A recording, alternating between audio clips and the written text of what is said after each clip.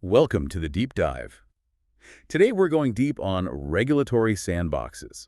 I know you've been looking into this, and honestly, I'm fascinated by how the EU is using this approach, especially with things like AI and cybersecurity. Yeah, it's definitely a novel approach, especially given how quickly technology is advancing. Exactly, that pace problem, right? Like, how do regulations even keep up?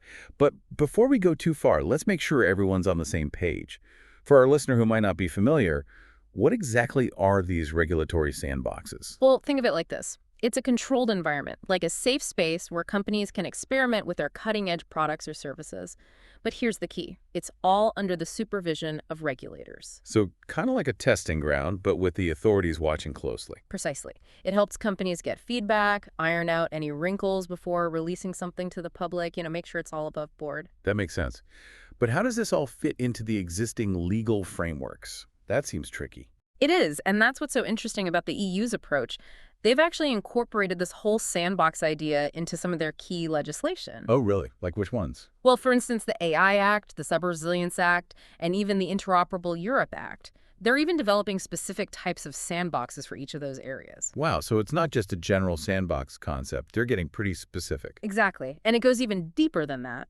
Individual EU countries like Italy, Spain, or Austria, they've got their own specific sandbox frameworks already in place. So it's like a multi-layered cake of regulations. Kind of, yeah. But that does raise a valid point. Wouldn't all this be a nightmare for companies trying to do business across different EU countries? Imagine navigating all those different sandbox rules. You're right, it's a legitimate concern. The EU's trying to find a balance, though. They want national flexibility, but also a degree of consistency across the board. So companies aren't stuck in a regulatory maze. Okay, that makes sense. But how does all this work in practice? Like, what are the nuts and bolts of this whole sandbox process? Well, the first thing to know is that not just any project gets into a sandbox. There's a pretty rigorous selection process, and regulators are looking for specific things. Oh, so it's not just a free-for-all. Not at all. The technology's got to be truly innovative, show potential for real societal benefit, and it needs to be mature enough to be tested in a real-world setting. Can't just be an idea someone jotted down on a napkin. So companies need to be ready to go, not just have a cool concept. Exactly. And even then, it's a multi-stage process. There's the application, the testing phase, where companies are experimenting under regulatory supervision, and then finally the exit phase, where they move from the sandbox out into the real market. Sounds intense. But I bet all the data gathered during that testing phase is pretty valuable for the regulators, right? It is. It gives them real-world insight into how these technologies actually function, which helps them craft better policies down the line. It's way more proactive than trying to regulate something they don't fully grasp. So it helps them keep up with the pace of innovation, Yeah. essentially. But what about the companies? Are there any downsides for them? There are always potential downsides. One is the resources involved. It takes time, personnel, money to participate. And of course, there's always the chance things won't work out as planned during that testing phase. It's a gamble, Mhm. but potentially with a big payoff. You said it. For some companies, the chance to speed up their innovation and get direct feedback from regulators is definitely worth the risk. Especially if it means potentially saving money on compliance costs down the road. Speaking of specifics, our listener actually sent us some info on the Zurich AI Sandbox. What makes this one stand out? Well, what's interesting about Zurich is how practical their approach is and the variety of projects they've tackled. They're not limiting themselves to just one area of AI. They've done everything from smart parking solutions to testing self-driving vehicles. And they're not shying away from the big questions, right? Like, how do we ensure these AI systems are developed and used responsibly? Exactly. They've been very proactive about ethical considerations, weaving them right into their sandbox framework. For example, they had a smart parking project that used AI image recognition to optimize parking space, but they also built in privacy protections right from the get-go. That's thinking ahead, not just focusing on the tech itself. Absolutely. And they've had successes with autonomous systems, too. Not only did they test self-driving vehicles, but they also developed best practices for the testing itself, which could really impact the entire industry.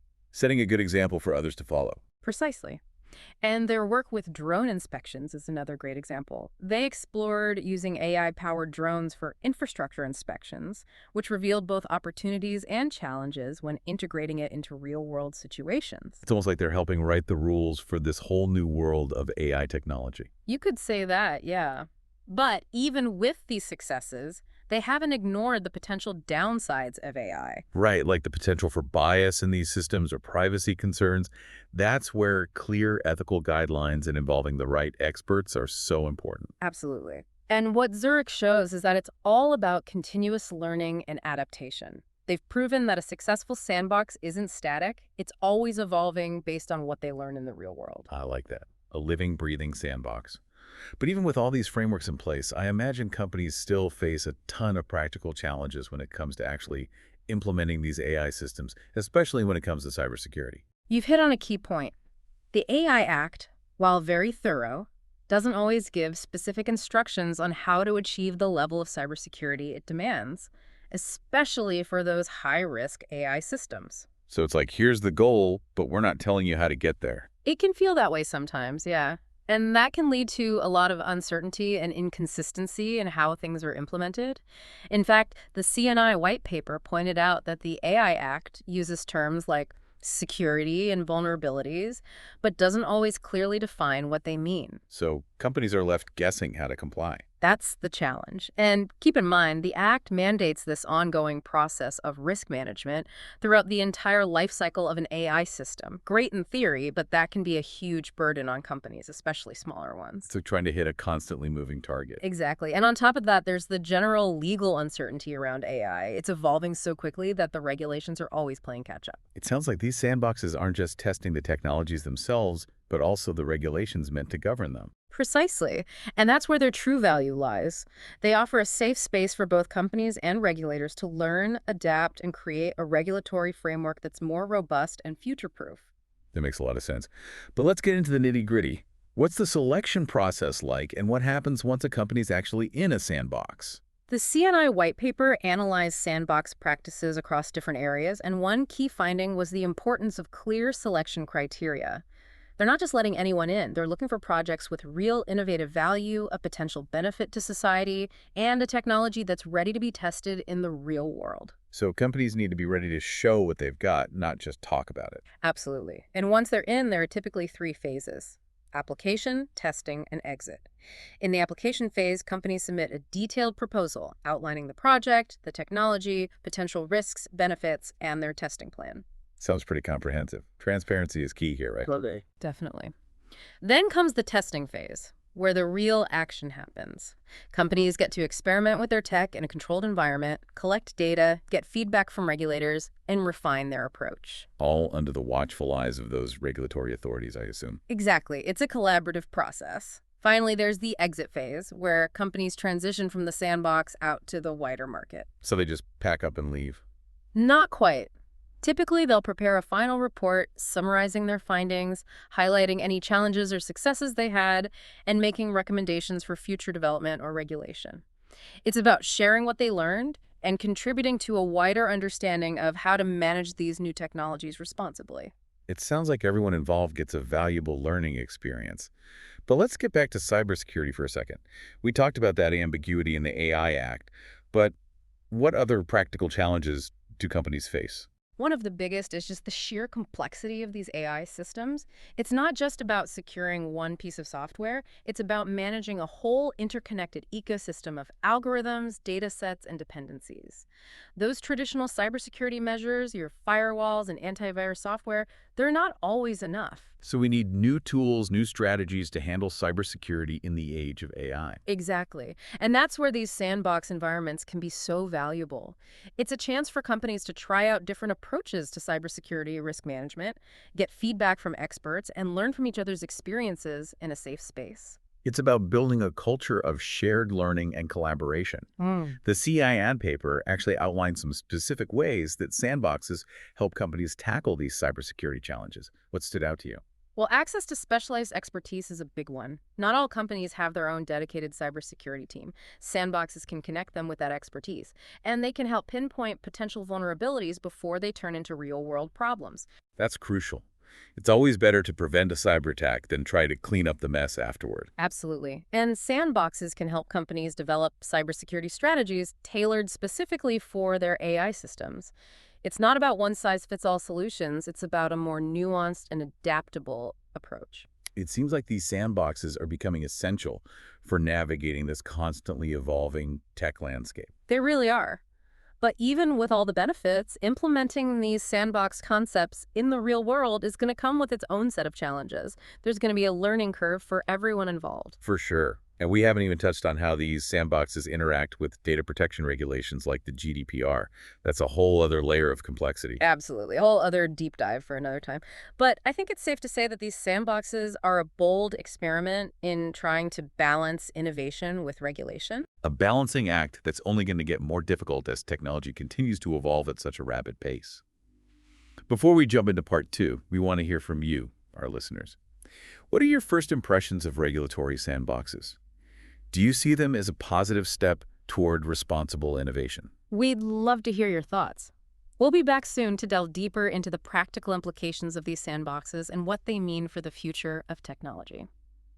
Welcome back to the Deep Dive. We're digging deeper into these regulatory sandboxes, and now I'm really curious about the nuts and bolts, like what makes them tick? Well, one of the big draws for companies is the chance to speed up their innovation cycle. Traditional regulatory processes, they can be really slow holding back those new technologies. Yeah, you're always hearing about the red tape and all that. It's a real thing. And sandboxes offer a way to kind of bypass that, letting companies experiment and get real-world feedback much faster. So it's like hitting the fast forward button on innovation. Yeah. But like with safety measures in place. Exactly. And this accelerated timeline, it's especially helpful for startups and smaller companies. They might not have the resources to navigate all those traditional regulations. Makes sense. It levels the playing field a bit. Yeah. But it's not just about speed, right? I'm guessing there's a cost-saving element too. Absolutely. Working with regulators early on, it helps companies spot potential compliance issues, avoid those expensive mistakes later down the road. It's like having a regulatory expert on your team, kind of guiding you through the whole process. Exactly, like a built-in safety net. And that early feedback can help companies fine-tune their technologies to better meet those requirements, which ultimately increases their chances of success in the market. It's about finding that balance, right? Between pushing those boundaries but doing it responsibly. Exactly. Okay, so we've seen the advantages for companies, but what about the regulators? Why are they so into these sandboxes? Yeah, what's in it for them? Well, for regulators, sandboxes are this amazing tool for what we call adaptive regulation. It's a chance to observe those new technologies in action, get real-world data, understand the potential impact, all before setting those concrete rules. So instead of trying to predict the future, they can actually see how these technologies play out in the real world. Exactly. It's a much more proactive and informed approach, which is really important in a world where technology is advancing so rapidly. It sounds like a win-win for both sides. Right. Companies get to innovate faster, reduce those compliance costs, and regulators get a better understanding of these new technologies so they can create more effective policies. You got it. Yeah. But of course, like with any system, there are potential drawbacks. Right. We talked about things like regulatory capture and forum shopping, but what are some other challenges that we need to consider? Well, one thing is the limited scope of sandboxes. Yes, they provide this controlled environment, but they can't possibly account for every single real-world variable. So it's like testing a car in a lab versus testing it out on actual roads. You might miss some crucial factors. Exactly. It's a good analogy, and both companies and regulators need to be aware of that limitation. So sandboxes are a great tool, but they're not a silver bullet. Precisely. They need to be part of a broader regulatory framework that includes ongoing monitoring, risk assessment, the ability to adapt as needed. Speaking of broader frameworks, I'm curious about how these sandboxes interact with other regulatory initiatives. Like, the EU has this very complex digital policy landscape, right?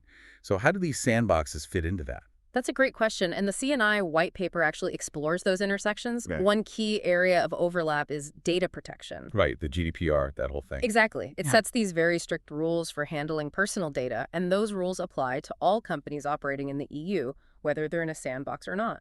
So how do companies balance the need to experiment with new technologies with those strict GDPR requirements? It's a challenge, for sure. There are a few approaches. One option is to use anonymized data during that testing phase. So like stripping away any identifying information. Exactly. Another option is to obtain explicit consent from the individuals whose data is being used. The UK's Information Commissioner's Office, they actually release specific guidance for companies running sandboxes that involve personal data. I saw that. Yeah, they really stress the importance of transparency, data minimization, and having a clear legal basis for processing that data. It's all about showing that you're taking data protection seriously, even within a sandbox environment. Okay, so data protection, that's a big one. Yeah. What other regulatory tools or initiatives might overlap with sandboxes? Cybersecurity certification is another area where we see some interesting connections. Okay, I'm listening. So the EU, they've been developing cybersecurity certification schemes for different products and services, and these could work alongside those sandbox experiments. So a company could test their technology in a sandbox, and then, if everything checks out, they could get a certification to show they meet those security standards. Precisely. It's like a seal of approval, giving regulators and consumers confidence that the technology has been thoroughly vetted. I can see how that would be valuable.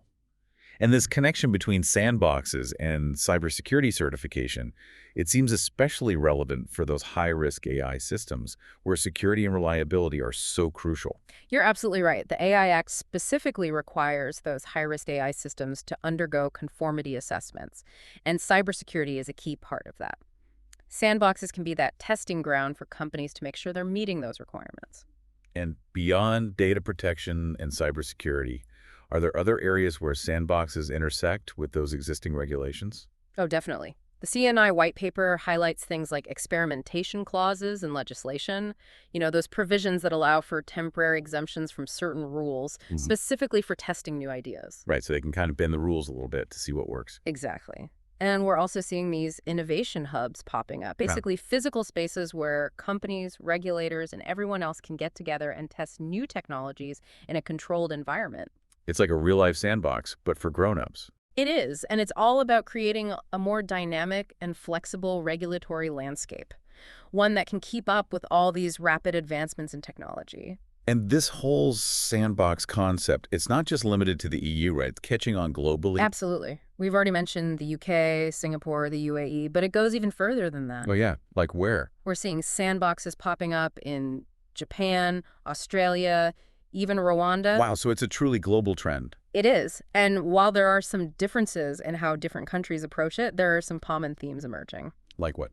Well, there's a strong emphasis on collaboration, experimentation, and data-driven decision-making. It's like the world is coming together to figure out the best way to balance innovation with regulation, and everyone's learning from each other. Exactly. It's exciting to see, and I think it reflects a growing recognition that we need a new approach to regulation in this era of rapid technological change. We can't just stick with the old ways. They're not working anymore. Precisely. And that's what makes this whole area so fascinating. It's constantly evolving, and we're all learning as we go. I think we're starting to see the bigger picture here. These sandboxes, they're not just about testing those technologies in a safe space. They're about rethinking the entire relationship between innovation and regulation. Moving away from that top-down, do-as-you're-told approach, and towards something that's more collaborative and responsive to change. You got it. But amidst all this talk about regulations and technology, we can't forget about the human element. Right, like how do these sandboxes actually impact people's lives, the people who will be using these technologies? That's a crucial question. And the CNI white paper really emphasizes the importance of those ethical considerations in designing and implementing these sandboxes. It's not just about making sure the technology works. It's about making sure it's used in a way that benefits society as a whole. Exactly. And the sandbox environment, it offers this unique opportunity to grapple with those ethical questions in a more practical, hands-on way. Like, I know the Monetary Authority of Singapore. They require companies to demonstrate how their innovations will benefit consumers. They even introduced a fairness assessment to make sure those new financial products aren't discriminating against certain groups. Right? It's not just about cool technology. It's about making sure the technology is fair and equitable for everyone. That's the goal. And it's a good reminder that technology is never neutral. It's shaped by the values and priorities of the people who create it. So it's more important than ever to have a diverse range of voices involved in this process, right? To make sure those technologies reflect the needs and values of a wide range of people. Absolutely. And that's something we'll be exploring in more depth in part 3 of this deep dive. We'll be looking at the role individuals like you, our listener, can play in shaping the future of these regulatory sandboxes. It's an important conversation, and we're looking forward to continuing it. Welcome back to the deep dive. We're wrapping up our exploration of regulatory sandboxes, and now it's time to tackle that question we posed at the end of part 2. What role should individuals play in shaping the future of these sandboxes? It's easy to get lost in the technical details, the perspectives of companies and regulators, but these technologies are going to impact all of us. Exactly. And the CNI white paper we've been discussing, it really highlights the importance of bringing individual voices into this conversation. We can't just leave it to the so-called experts. We need a broader discussion about the ethical and social impact of these new technologies. It's not just about whether a technology works or if it meets all the rules. It's about making sure these innovations align with our values, that they're helping create the kind of future we actually want. I'm totally on board with that. But how do we actually make that happen? How do we create those opportunities for people to share their perspectives and actually influence these sandboxes? It's tricky, and there's no one-size-fits-all solution.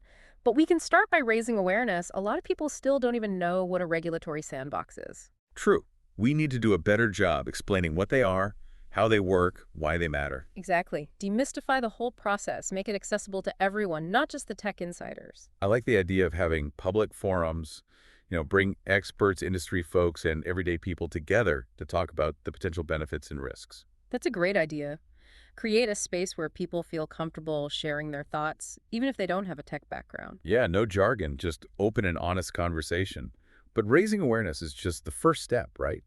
We need to create opportunities for people to actually participate, to shape these sandboxes. Absolutely. We need to give people a real voice, not just tell them what's happening. So what would that look like? What are some concrete ways to make that happen?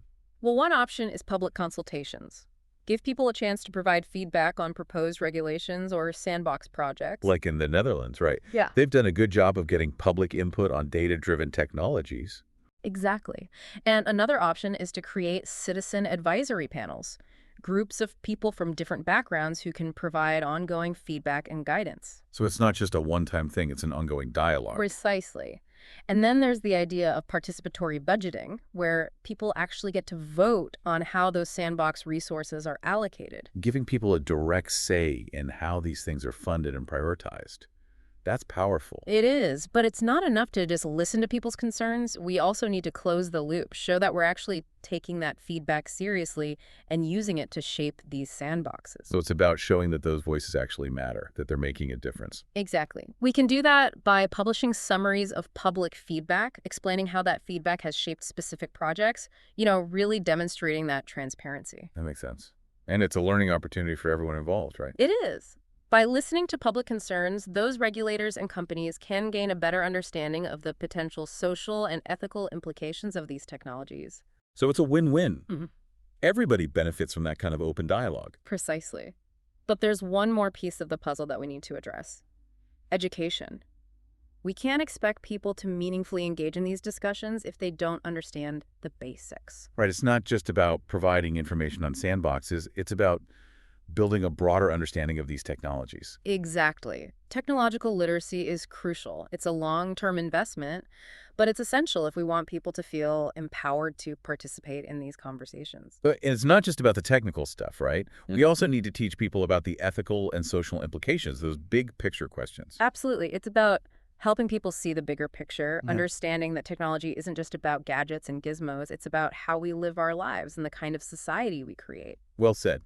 So to wrap things up, it seems like these sandboxes are about more than just testing technologies. They're a reflection of how we, as a society, are grappling with this rapid pace of technological change. They're challenging us to think differently about innovation, regulation, and the role of technology in our lives. And they're a reminder that the future isn't something that just happens to us. It's something we actively shape. And that's what's so exciting about this whole conversation. It's an invitation for all of us to step up, engage, and make our voices heard. The future of technology is in our hands. Let's make it a future we can all be proud of. Thanks for joining us on the Deep Dive. We hope this exploration of regulatory sandboxes has been insightful and thought-provoking. Until next time, keep exploring.